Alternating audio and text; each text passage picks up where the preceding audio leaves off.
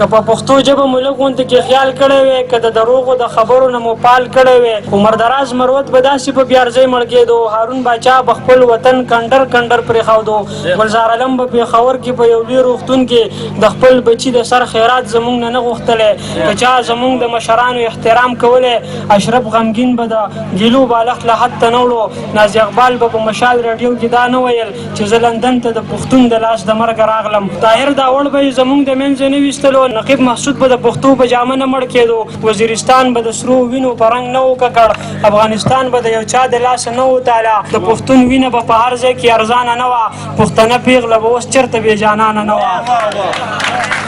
د وخت یو څو سړي خواره په سربازۍ اخته دي، د پښتنو د نوم نشان او په سړی اخته دي، دوی د پښتو جامه نامه په دهشتګردو تړي، که هر څه کېږي خو زموږ په لمن داغ لګوي، د نامې خلک یې زموږ د منځه لرې یوړل، چې په چا ډاډو د هغوی سوري هم ووجل، چې سړی سر پورته کوي سر سلامت نه راوړي، که هر څه کېږي خو په ځان باندې تهمت نه راوړي، دا خوشفهمي ده چې په تاسو کې دا خیال پیدا شي،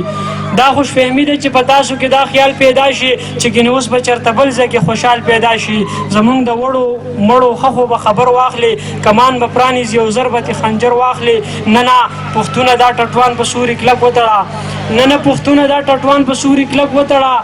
دا بېهوده ساز او سامان په سوري کلک وتړه، سینه راوباسه دښمن ته خپل پتون ووهه، راځه راپورته شه یو چغه د بدلون ووهه. تش په پښتو ویلو باندې نه ورځي، تش په پښتو ویلو باندې نه ورځي، که ټوپک غواړي که کوتک او که کتاب غواړي، دا خاوره امن غواړي، دا سور انقلاب غواړي، دغسې لوړ مثال په یو لوري دې هم نه لرم،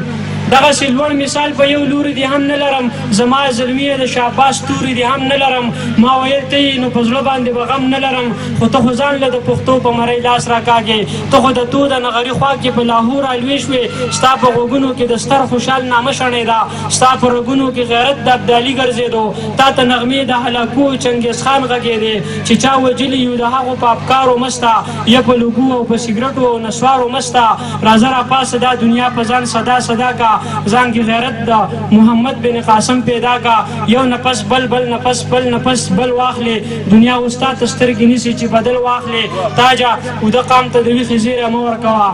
تاجه اوده قام ته د ویښې زیری مه ورکوه، ستا نصیحت و تا وکړو بس قلاره کښېنه، زما د نظم خلاصه هم دغه یو شعر دی بس، ګرانه باسین صاحب سوخته دا وینا کړې چې د خدای دپاره پښتنو ځانونه وپېژنئ، ستاسو دپاره خو به